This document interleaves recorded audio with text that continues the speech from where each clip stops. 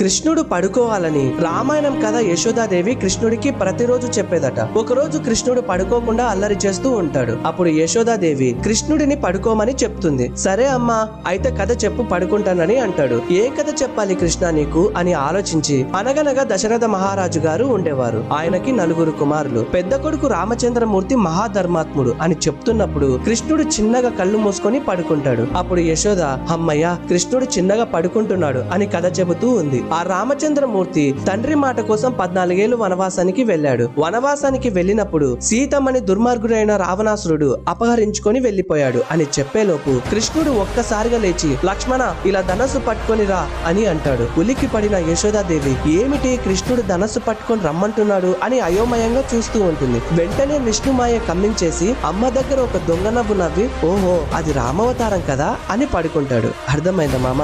Bye.